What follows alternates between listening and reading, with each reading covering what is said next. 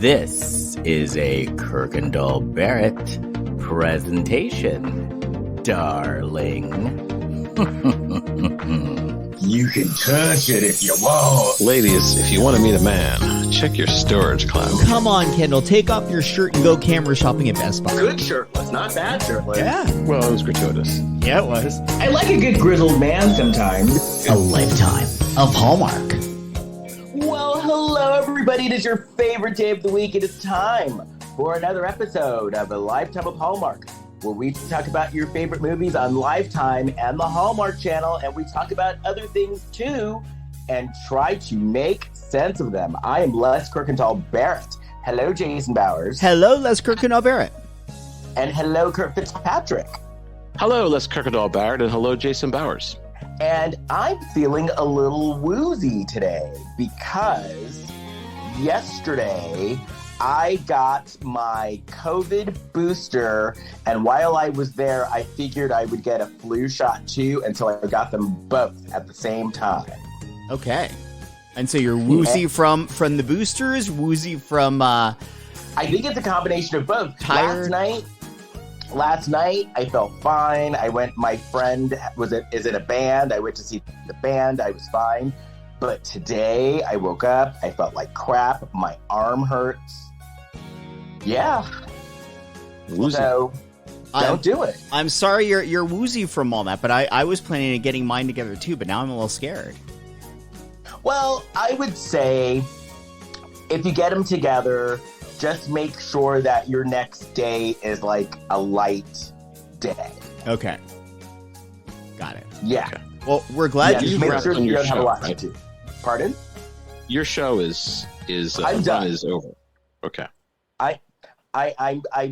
I'm done, or put it this way, I'm done with this run, but there are some things in the works. Oh. I'll leave it at that. So the news that you told me the other day, that is not a thing now? That is not happening. That is not happening now. Okay. Cryptic. But something even better is happening. Oh. Oh. Okay. Yes. Okay, good. Let's just say I took a meeting today. Oh. That's awesome. So something Well, even- I'm putting out good energy for you because the thing that was already happening was a good thing. So Yeah. if that's on hold because of this other thing, that's good. Yeah. So it's cryptic. it's good, and I ended everything on like an up note. The entire weekend sold out, so it was good. I got everything that I wanted to get out of it. That's If great. that makes Okay. any sense. Yes, yes.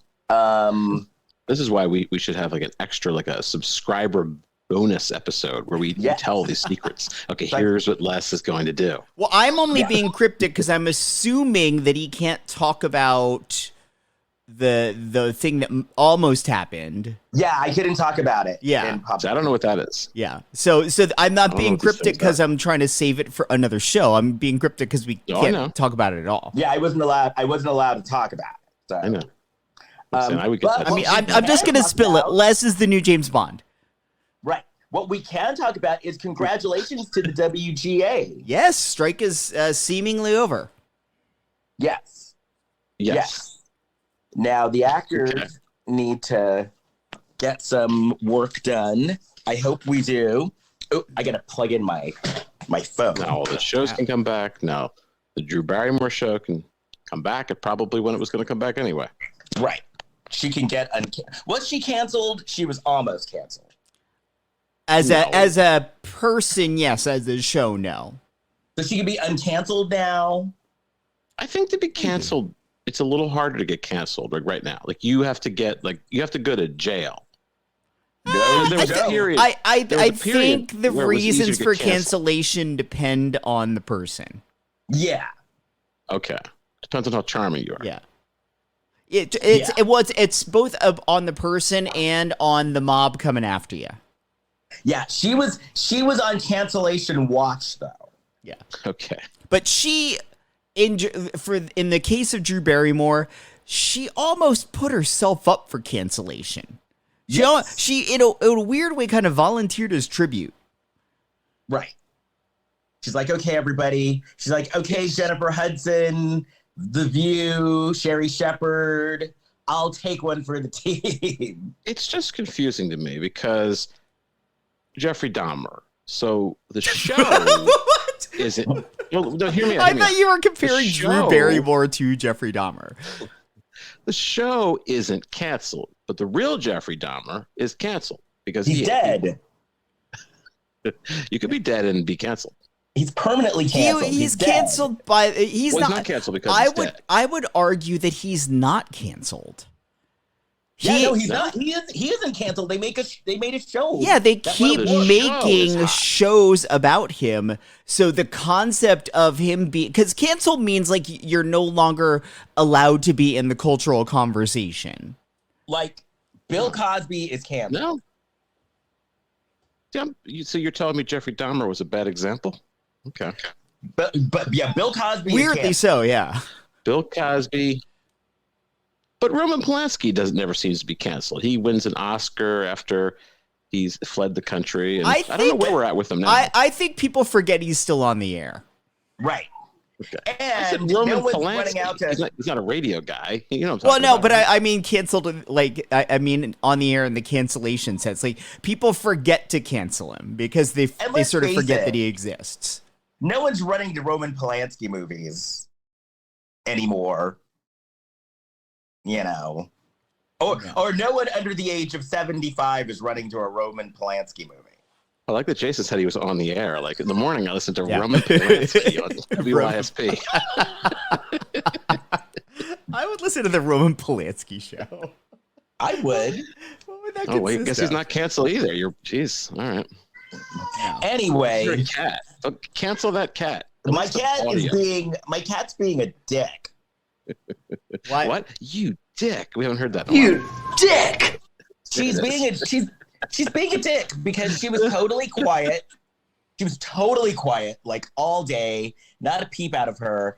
I start recording, she starts bitching about nothing because she's been fed. Well, maybe your cat is pissed off from having to watch What a Country.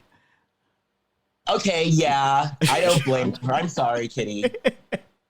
Boy. Well, before we get into that, though, someone who I'd never be pissed at, do you have any Black China news? Doing a piece of China. China. I'm talking China. The Black China Report. Here's Kurt Fitzpatrick. Huge Black China news this week. I don't know if you guys saw this. No, this is all over the press, but I am taking my news from BET. So it seems that Black China has found love again. Oh. The reality star and entrepreneur appeared to confirm her relationship with songwriter Derek Milano on Instagram this week. The couple went Instagram official by sharing affectionate photos and tagging each other. In the post, Milano wrote, "It hits different when you find your best friend and lover at the same time. Love you, Angela." And he called her Angela. I called her lover, though, too. Ugh. He added heart emojis. There's a lovely picture. Black China looks better than ever, as far as I'm concerned. Oh, she does. Healthy. Okay, so in her post, that's my commentary. Back to the article. In her post, China wrote simply a heart emoji and prayer hands while tagging Milano. Another nice photo. Milano commented on her post with the word "mine" and an infinity symbol emoji. Friends and supporters cheered on the new relationship, with one fan commenting, "You deserve this happiness more than anything. You are so beautiful, just glowing. May blessings continue to entire your life." That's what it says. Now, Derek Milano is a Grammy Award-winning songwriter with a credit on the Savage remix by Megan Thee Stallion featuring Beyonce. That's what's going on there. And the new relationship, of course, is one of many turns in China's life. We heard previously about her 1-year sobriety, and that's about it. She's that's the news. It's all over the place. Okay. Well, I looked at a picture of him. He looks like a very nice guy. Les, you've got your microphone covered again. Oh, sorry. I looked at a picture of him. He looks like a very nice guy. He looks very nice, actually. Very friendly, kind of like just down to earth. Okay. So good for her. But he called her lover. That's just creepy True. when people do that. Have you ever dated anyone or been with someone that you referred to or were referred to by as lover? This is my lover. No. I hate lover. I don't hate it. Lover. It just I is also creepy. hate it when people call each other babe. I hate that. Oh, babe. I don't mind that. I don't mind. It's always the people. I find the people who I know who call each other babe are always people with relationships kind of on the rocks, and they fight all the time. Oh, see, I was gonna admit that I have been in relationships that we've called each other babe, but clearly I'm not in them anymore. So you might be right. I saw. You think that's something? I saw a couple that shares a Facebook account. Oh no. No! I don't know these people, but they hell no! They commented on something, and it was like Jill and Roy. It's like, oh boy. Oh hell! Making a comment no. together. They hold hands as they write the comment. See, that's too much. That is one person fully does not trust the other person. Right, exactly. Which means that you know that other person has a secret account somewhere anyway. You know they do. You know they have like a secret account under like, Johnny Blizzard or something. Yeah. Oh, for sure. I had a girlfriend one time and we went out wearing the same shirt. It was actually my show. It was shirts with the title of my show. Oh, which see? you would think is the matching people clothes. wanted to throw up. Yeah. They wanted to vomit. We went into some store. Do I know this girlfriend? No. And this woman just says to us, "You're wearing the same shirts." She's about ready to throw up in the back. Yeah, absolutely not. My husband has tried those shenanigans. Absolutely not. Oh no. Hell no. So you're good with boundaries. I think I'm learning about boundaries later in life, but you're set. Yeah, because you say, You know what's going because on. I've said, Yeah. oh hell no, I'm gonna change. I'm learning. And he's like, what? You don't want to wear the same shirt? No. See, Kurt, you like riled me up. See, where are John's boundaries? Does he mind this? Is there a chance he's fucking with you? No, he's not. All right. No. I didn't mean to get too far into John. I know we don't want to get into that. He's not, like, when it comes to fucking with people, when it comes to fucking with people, he's not very savvy that way in the way of fucking with people. Like, he's like so nice. Yeah, and he would probably give away the joke too quickly. He's done it. Yeah. Because he's enjoying so much being a part of the joke. Yes, exactly. Yeah, he's too nice to fuck with people. Like, he's tried a couple of times, and it's like, oh, come on. Nice try.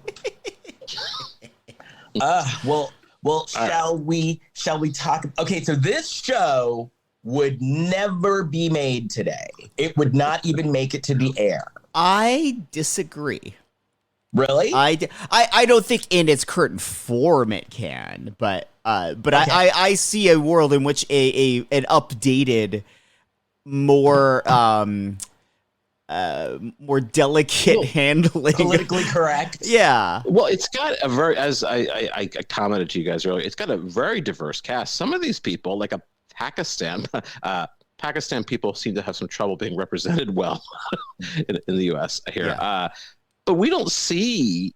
I still don't see actors from Pakistan on shows. No, and I do agree. It was a very diverse cast. Mm-hmm. We're talking about the sitcom "What a Country." What a Country, which I thought was a vehicle for Yakov Smirnoff. It wasn't. He didn't create the show. Yeah. Oh, see, I thought it was. I think what it was is this is based on a British sitcom called Mind Your Language.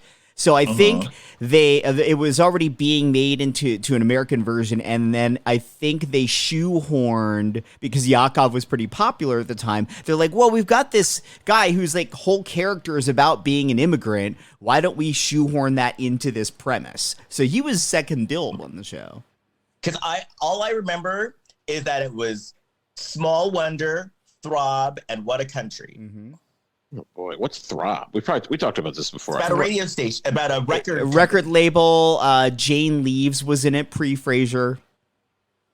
Oh wow! No. And the song was "Feel the Beat, Feel the Beat." Mm-hmm. Maybe that didn't make it to the Philadelphia market. No, I grew up near the Philadelphia market. It definitely aired on Channel And you watched 29 in Philadelphia. 29, Yeah. 29. I remember. Yeah. 29 then became Fox. Yeah. And that's the history of 29. Now I liked the little song in the beginning. The song was really nice. This show could have been charming if they had, ironic that we're saying this right after the writer's strike has ended, but, if this show had taken a little bit more time in developing the characters and the premise, it could have been really charming. Yeah, because I did like the fact that these were all people, they wanted to learn, they wanted to feel accepted, they were all new to the States. There was actually a similar premise show on NBC a few seasons ago called Sunnyside. It was from Mike Schur, but he wasn't the creator, I don't think. But Cal Penn starred in it, and it was about him trying to teach this group of immigrants things about America so they could stay here. Right. Yeah. I actually didn't think What a Country was. I didn't think it was that bad. I actually I laughed a couple times, but probably at the places I shouldn't have. I thought it was all right. The premise was good. I thought the guy that was the lead was he was good. Yeah, he looked like an ex-boyfriend. Oh no, is that good or bad? Fine. Actually, the ex-boyfriend was nice, so it was good. Okay. It was, but yeah, problematic. There were a couple times where my jaw dropped. Yeah. I mean, because the entire premise of the show in the way it's being fleshed out in 1986 is relying on dialogue that really leans into bad racial stereotypes. Yeah. From pretty much every character. Yeah. Had to do it. The Asian woman, not the best representation. No. Yeah. I think they found her from human trafficking. I hope she's doing okay now. She's very pretty. The casting directors were on strike in 1986, and they're like, "Hey, does anyone know anyone being human trafficked? We really need to try out some people for this We can make her a star." Yeah. Oh, that's so bad. And you know what it kind of reminded me of? Did you all ever see that movie when Robin Williams came from Russia and it was him and Maria? Yakov Smirnoff was in that. Yeah. It was him, Maria Conchita Moscow on the Alonso. Hudson. Moscow on the Hudson. Yeah. The teacher walked in, and I thought to myself, "Oh wow, I have a type." I do. Yeah. But so the guy, what was his name again? What was his Taylor Brown. Yeah. So Taylor was so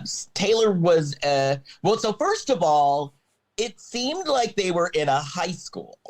Well, what was weird? So this was supposed to be a class for people trying to pass the citizenship test. Adults. Yes, what it adults. was? Yeah, Okay. it was all adults. But the way throughout the entire episode, they are treating it like they are in an actual middle school. Yeah. Like they literally take a recess in the middle of this class of adults, and a bell rings for recess. Yeah. And then there's like a restaurant in the school. There's like a coffee shop. And they have time to recess is pretty long because they have time to go and go to the coffee house. Yeah. I thought it looked like it was like part of the school. Well, anyway, I think. I don't know. Well, maybe with like a Or college across the campus street. kind of thing. Yeah. Just So- here confusing. So This woman was problematic. yes, I mean the principal. I put Yes. bitchy racist principal. Yeah. Well, She's kind of she says- racist. She's racist, The and Pakistan. she's the principal of this school that is teaching classes so immigrants can become citizens. Yet she doesn't really want to be there. Doesn't want to have to help them in any way whatsoever. No.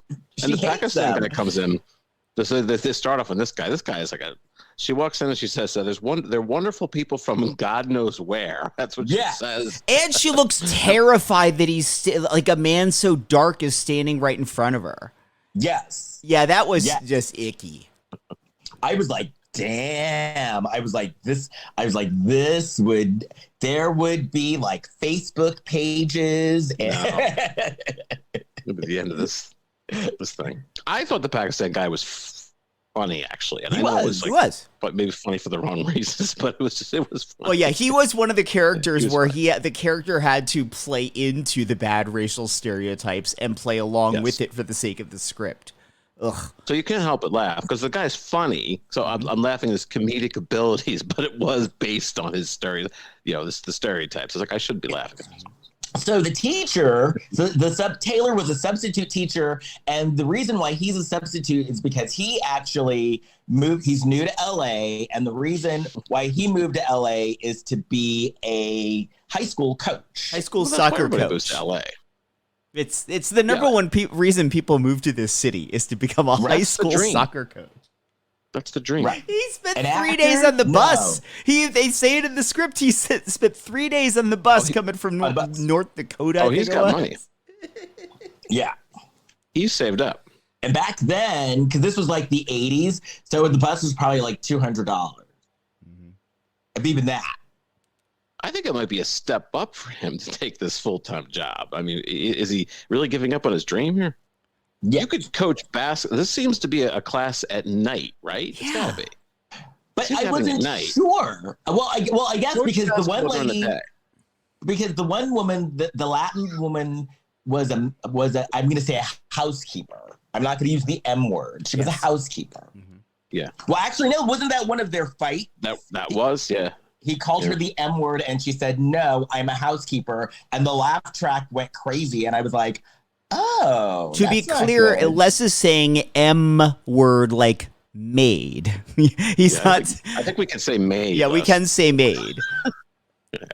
I don't know. Like, I'm not like I don't know. I'm erring on the side of caution. We're just using a word that was used in the script. We're quoting something that happened in the show. So I made a joke about human trafficking, so we can say maid. So I love I that. don't support human So, trafficking. so Okay, the one thing please that continue. cracked me up too is like Martina Navratilovan's name came up, and I was like, and this is probably back when she was at the height of her tennis playing. I was like, who knew that one day Martina Navratilova would be a Real Housewife of Miami? She is? Yes. Well, her wife is. Well, who knew? And exactly, who knew that she would be out, and her wife is one of the Real Housewives of Miami? Yeah. Speaking of tennis, you know who was a big tennis player? Who? The guy the Pakistan actor in the show. Oh, really? I looked him up before he got into acting. He had his whole professional tennis career, and then he kind of got into acting a little bit and did some stuff. Wow. Do you know that Yakov Smirnoff, he became friendly with Ronald Reagan, and towards the end of Reagan's presidency, Yakov Smirnoff was in the inner circle doing speech writing advisory stuff for Reagan, Really? like pitching jokes about the Soviet Union and stuff. Oh. Well, that's a gig. Yeah, doesn't pay well, but it's cool to have on the resume. Right. So it was sad though, because this class had been through like nobody wanted to teach this class. Well, what I think the problem might be that they're advertising this as a substitute job. People are applying and saying, no, I don't want a full-time job. That's why I took the substitute gig. Maybe if they just advertised it as a full-time gig, people would be on board. Right. Didn't think about that. Right. And the people all seemed like nice people. There were a couple of dickish people, like the one guy who kicked the poor little Asian lady like out of her seat twice. Yeah. Because he's like, I'm saving it for my sister when she comes to the U.S. Then they said something like, we are brown. They have a routine back and forth, right? Because his name is Mr. Yeah. Brown. I'm brown. We're brown. And one guy says, I'm beige. Yes. He doesn't want to be brown. Yes, and I wrote that and I was like, and I just shook my head. Ooh. Tisk, tisk, tisk. Get those jokes in while you can, guys. Right. 1986 is going to be over soon. No, they could probably get away with that for a few years after I that. feel like you could get away with that now, but then it would be followed by like a fellow brown person chewing him out for being afraid of who he is. Right. Exactly. So then we find out. You could also get away with it if it is a minority-run show. If it's a bunch of white people running a show and that kind of stuff's going on. Well, and also at the end of the day, with anything, if it's actually funny versus mean or dumb, it's gonna get a laugh. Yeah. It'll be deserved. Yeah. And if people have to actually be watching it, because it could be one of those weird, obscure shows that nobody's seeing. Well, it's kind of funny because do you both, and I'm sure the answer is going to be no, but I'll ask you anyway, on Apple TV, the morning show? I watch it. No. Oh, so are you caught up? No, I just started watching the season and I fell asleep. Oh, but okay. it's bonkers. The show is bonkers. And the whole through line this season is because someone was racially insensitive and shit is hitting the fan. They knowing previous seasons of this show, they will not handle this delicately, but think that they are. Shit is like all sorts of shit is hitting the fan. And what the woman said was bad, but there were worse things said on this show than what she said. Okay, I have to watch that one. All right. Yeah. Oh, so then we find out that Yakov Smirnoff's character is a Russian defector. Yes. He says defective. Is that what he says? Yes. Yeah. Russian defective. And I never knew that there was a rivalry between Hungary and Russia. But there is. The guy for the Hungarian guy is like fighting with Yakov. Now, of course, they have the hot Latin guy. Yeah. And then I wrote here, they basically have every stereotype in this class. They have several stereotypes. I wouldn't say everyone. Then they were kind of going off of, I don't know if Coming to America was around this time, but they were not yet. Okay, because they had an African prince in the class. Mm. So I was wondering if this was like around the Coming to America time. That's he was in Back to the Future. That's Marvin Gaye. No, not Marvin Gaye. Marvin Berry. Marvin Berry. Oh, wow. Remember? So he went on to better things. Well, he actually did that before this. Oh. Yeah. Well, you see, everyone who doesn't live in Hollywood, you gotta work. Well, also, I mean, because you're viewing it through the many years in our rearview mirror lens. Back to the Future being this huge thing, that was probably a day player role for him that just happened to be in this big hit movie. This was the series regular. This is probably a bigger deal for him at the time. Oh, I'm not. Hey, there's no shame in the game of anybody on this show, because if I was offered a show, I would take it. Yeah. I am not even going to pretend like I wouldn't. But as an actor that is on strike right now, you wouldn't take the job just yet. No, I would not. Oh, I would not. Working? No. I turned down a role in a movie. I was offered years ago. I was offered a role in The Toxic Avenger 4. Oh, what was the role? And they gave me the scripts. Well, I think I auditioned. I did some wacky monologue, and they're like, okay. And then they called me in for rehearsal, and they gave me the script, and I was going to be playing the masturbator. And it was basically, they said in the script that I'm a rapper, the master something, and then the Vader, and then we get in the elevator together, and somehow we combine, and then I come out and I'm the masturbator, and I masturbate on people. That's my special powers. And I walked up to the woman at the front, and she's like, and I said, listen, I said, if my mother sees this, she's going to have another heart attack. I can't do this. Yeah. And she's like, well, you're actually kind of the understudy, but I don't think the other guy's going to do it. So you would likely have the role. And I said, Wait, no, I have to go home. You had to show up for work and didn't even know if you had the job yet? Yeah, they kind of had me as like the second choice. Like there was somebody who had it, and I was like the second choice. I was like the understudy kind of thing. But I showed up for this rehearsal. You were on deck just in case? Yeah, but I think I was going in for a rehearsal with like the guy who's playing the Toxic Avenger was there, and I think like the trauma guy Lloyd Kaufman, I believe he was. I was going to go in and like rehearse with him, but I was like, no, I'm not doing this. This is because I read part of the script and I was like, this is such garbage. I can't do this. It wasn't exactly Tennessee Williams. And was the pay pretty bad too? It was. I don't remember it paying anything. If you're not getting paid, then absolutely walk away. Okay. Yeah, definitely stay now. Toxic Avenger 4. Any ounce of me that was judging you a moment ago is no longer judging. No. Who's judging? I said any ounce of me that was judging is no longer judging. Well, I wasn't in SAG, and I think they were able to. Yeah, they could get away. I think it was a non-SAG movie. Ooh, I just got a little message. SAG and the AMTP or whatever it is called are meeting on Monday. Okay. So let's hope. Right. So the African guy turned out to be this African prince.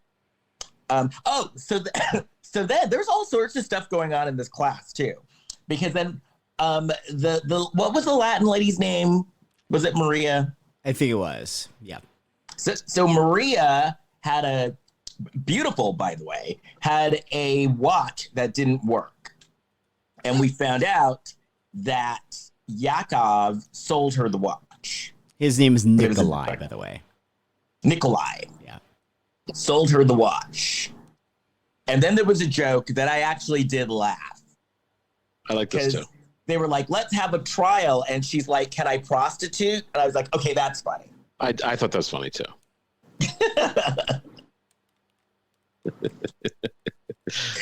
Then they had a trial.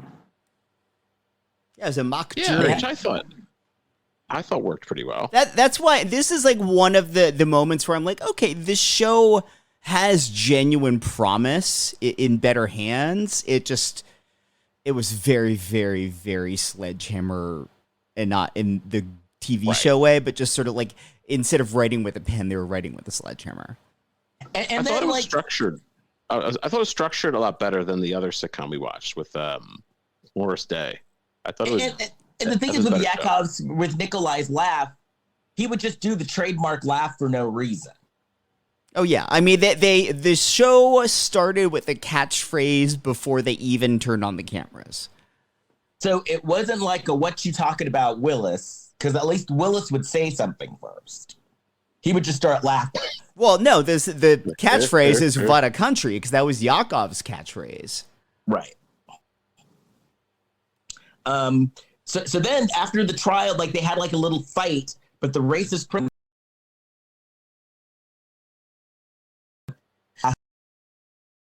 Yeah. She came in when the recess bell rang. Yeah, the recess bell.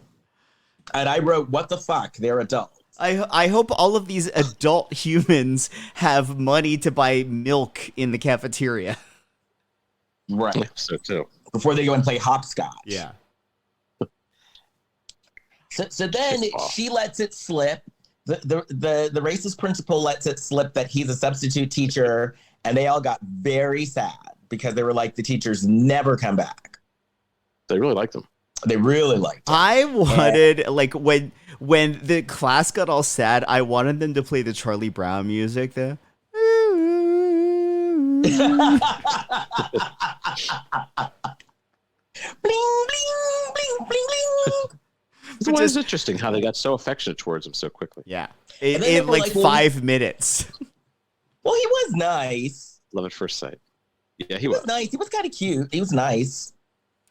But he wasn't nice to the degree where you're like suddenly have an attachment to him and are now actually have an emotional reaction to, we're not going to spend any time with this person we just met. See, if I was in that room, we'd be dating in like 5 minutes. Oh, so then they were saying that they had 3 teachers this semester. And then that's when he does his monologue about, I'm waiting on this high school teaching job. And yeah, I left South Dakota And I took the bus here for 3 days because I wanted to change my life. And they were like, well, mister, that's what we're trying to do too. We're trying to make better lives for ourselves too. Good point. And it was like, oh, that's the message of the show. Why did he have to teach? He was in North Dakota, but why couldn't he just coach basketball in North Dakota? Soccer. What was the LA soccer? Why did he have to? Well, couldn't he coach soccer in North Dakota? What was is LA like a hot spot for soccer? I think we're overthinking this quite a bit, but I would imagine there's a larger pool of people that know how to play soccer out of the gate here in LA than you would see in North Dakota. But also, nothing about that plan makes sense at all. No. Overthink this. I'll be up all night with this. So like a high school soccer teacher. I just want you to. I want you to go on Threads tonight, Kurt, and just every thought you have about this, just send it out there. Just thread it out. I'm not on Threads. I'll have to. Oh, and then because he's having a conversation over coffee or over tea, which Yakov Nikolai made a tea for two joke. They're having a conversation over tea, and that's when Nikolai is like, "Listen, we're all trying to be better too. We're all trying." We all came here and left our families so that we could have better lives. And all we want to do is become good America. Yeah. So you need to stop being a dick. You dick. You dick. Fine. Exactly. So then the racist teacher is teaching. The racist principal is teaching. Yeah. Wow. And the sentence... She was teaching a sentence with "I am," and it was not going well. I found it amusing. Yeah, it's her and the Pakistan guy going back and forth. She's saying, "What is it?" She said. I wrote one of them. You She's know, like, I am. You just know that when they were writing this scene, that like in their minds, you're like, I think, guys, I think that I just wrote the next who's on first. Right. It was like she's like saying, "I am from Pakistan." And he's like, "You are from You can't be from Pakistan." What? This goes back. And kind of has this look on his face, and it just worked for me. Yeah. Yeah. And then who was it that said their sentence was, "I am wondering when the real teacher is coming back." That was a note from the network that made it into the script. That's awesome.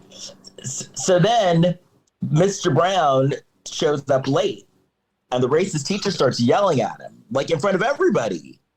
There's also a point where Yakov, or what's his name? Nikolai. Dimitri, what's his name? Nikolai. Nikolai's trying to get past the principal, and he goes, "This is worse than the Berlin Wall." Yeah. That was a big... Those are the zingers that Yakov was writing for former President Ronald Reagan. Right. It's worse than the Berlin Wall. That's probably what Reagan saw that. Yakov Smirnoff. Where is he today? He's in Branson, Missouri. You're not up on... He's killing it. He's doing very well. He is 72. Yeah. He owns a theater in Branson. He doesn't perform regularly anymore, but does occasionally, a couple of times a year, still go out. Oh, he's like the Osmonds, because the Osmonds own a theater in Branson, Missouri as well. Yeah, but I think Yakov Smirnoff also got like a degree in psychology or something like that. Like he went back to school after the Cold War was over, because his act was kind of out. It kind of played itself out. Yeah. Yeah, but he wasn't like Von Meter. I'm sure all the young people out there know who Von Meter is. I don't even know who that is. Von Meter he had an album called The First Family. It was like this Grammy Award winning comedy album, and he did a JFK impersonation. So the famous line is, Lenny Bruce was on stage the night John F. Kennedy was assassinated. And he just goes on stage and he goes, "Von Meter is fucked." I have heard that story. Okay. Yeah. And so anyway, Yakov Smirnoff did not become Von Meter, but that was like he could have, but he went and had other success. So Von Meter didn't do well after. Pivot. Yeah, and he did like psychology or something like that. He got like a master's. Could you imagine Could you imagine going to your therapist and it's Yakov Smirnoff? I picture more like being in the class with him. Right? Like you're saying, you're like, wait a minute. You're Yakov. Isn't that comedian that used to make all the Russia jokes? Yeah, I would say, well, the country all the time. But I would feel comfortable talking to Yakov Smirnoff for some reason. I find him very warm and inviting. Plus, I could get like career advice from him and stuff like that. See that? Yeah, that well, would work out. Like, how do I buy a theater, Yakov? Mm-hmm. Well, look, he did movies. He has his own TV show. He's a successful comedian. Look at all the success he's had. Yeah, for sure. So the principal is yelling at Mr. Brown, but then Mr. Brown says, "I changed my mind. I'm staying." So then she got very nice. And then they were skeptical because they were like, because she's like, he's staying, and they were like, well, that's what you said about the last 3 teachers. So we're kind of going to be skeptical about the whole thing. And that's almost like a mom that has gotten divorced, and she introduces the new boyfriend to the kids, and like, kids, this one's sticking around for a while. And the kids are like, I don't know, Mom, you said that before. You said that about the last one. You know, we do have to add that halfway through the series run, they get rid of that principal woman, and she's replaced with Don Knotts. Yeah. I love it. So it probably was, okay, we need to fix these ratings, because it probably was like, even for syndicated, where the ratings don't count, the ratings are still bad. We need to fix this show. The ratings absolutely still counted. Oh, really? Don Knotts. Because that's how you set your ad rates. That's why you want better programming. You want better programming, so you more people, so you get higher ratings. Higher ratings means you can charge more for ads. Oh. So then I love that. Then we'll replace you with Don Knotts. Like, everyone's gonna go, oh my God, Mr. Furley. It worked for Three's Company. I did. Well, yeah, we love Mr. Furley. Yeah. So I guess somewhere down the line we can watch an episode with Don Knotts. I don't know that we need to do that. Well, what I am very excited about, though, is What we a found country. out that Lifetime of What a Country. Okay, sorry. Moonlighting is going to Hulu. Yes. I want to talk about that. I would watch Moonlighting. Yeah, even though I'm going to enjoy it. I'm curious how it holds up. You know which episode we should watch? We should watch the one with Whoopi Goldberg. I love that episode. I remember that very well. It also has Judd Nelson in it. I would almost love to just watch the pilot, because I remember, I definitely watched Moonlighting. I liked it. I don't know if I've ever seen the pilot. Oh. I watched the pilot like a couple years ago, like maybe 2 years ago, and it held up well. And then I watched the makeover montage episode where it was a Miss DePesto centered episode, and she had a makeover. There's a haunted house episode with DePesto and Herbert Viola. And what was her? Yeah, her boyfriend, who was Booger. Booger, yeah. Yeah. From Risky Business, yeah. Booger Presley. And Charles DeMar from Better Off Dead. There's also the Shakespeare episode, the Taming of the Shrew, like that episode. Which apparently behind the scenes they gave the script to Sybil Shepherd, and she said, "Why?" During that time, I was in acting. I was living in New York. I was in acting school. I was going to the American Academy of Dramatic Arts, and I remember running home every Tuesday night to watch Moonlighting. And so, yeah, the Shakespeare episode, I totally remember that episode. This is why I'm pushing for the pilot. As I remember all of those episodes, I don't think we're going to appreciate any of that stuff, though, if we don't start at the beginning and get the foundation of like seeing their chemistry together, which is what the show existed because of their chemistry. Because they hated each other. Yeah. Didn't feel like it on screen, though. I remember hearing on the news and stuff and reading in the National Enquirer, like, they would fight. Sybil Shepherd didn't Sybil Shepherd like kind of go on strike for a while? I think I think something like that, because his career was really taking off, and I think she was jealous of that. Well, I've heard that she was not nice because in her other show that she did with Christine Baranski, I always heard she was not nice to Christine Baranski because Christine Baranski became more popular. Oh, I don't know. Maybe. I heard she was a little jealous. We don't know. But she got to be in Chances Are. I have a friend of mine, a guy I used to work with. That's like his all-time favorite movie. What was years ago? Wow. Remember he told me that. She also got to be in that Lifetime movie that we watched with Steve Gutenberg. Oh, which was good. That's one of my favorite movies. She looked sleepy. Yeah, her and Steve Gutenberg. Yeah. Yeah, she needed her nap. That movie made me worried about Steve Gutenberg. All right, well, maybe Moonlighting's next week then. Or I guess it's out in a few weeks, so maybe in a few weeks. Yes. Anyway, if you want to find me, you can find me at my website, lescrocodilebarrett.com. Jason. Please rate and review us wherever you listen to your podcast. Give us 5 stars. It helps people find us. You can find us all on Facebook, Instagram, and Threads at Lifetime of Hallmark Podcast. And you can find me at Facebook, Instagram, and Threads at Big Shot Jason. Kurt. If you're in the Philadelphia area, in the city of Philadelphia, I will be performing my show. Behind every great Mariska Hargitay is a great Kurt Fitzpatrick on Thursday, September 28th at 5 p.m. and Saturday, September 30th at 12:30 p.m. You can look it up at phillyfringe.org. So do like a search for Kurt Fitzpatrick and you'll find this. Tickets are $25 or pay what you can. So you can pay as low as $5. I've seen the show. I can vouch for the show. It's a good show. And while you were talking, Kurt, something popped up in my head that so one of our friends has a cat named Kurt Fitzpatrick, right? Right. Okay. So I'm not just making that. Okay, I did not know that. Yeah. That just popped in my head as you were reading. That there's a cat named Kurt Fitzpatrick. Yeah, Kurt Fitzpatrick. Yeah, that's right. And someone in that same area has a dog named Kurt as well. So people name their animals after you in that one area? Yeah, I think it's me. It's a combination of me and Cobain, but definitely Kurt Fitzpatrick is certainly a reference to me. But I think the dog is more Kurt Cobain, but I'm claiming it. Anywho, I'm very impressed with us because I have a heart out and we've made my heart out. Same. So, see you next week. Bye. Bye. Bye.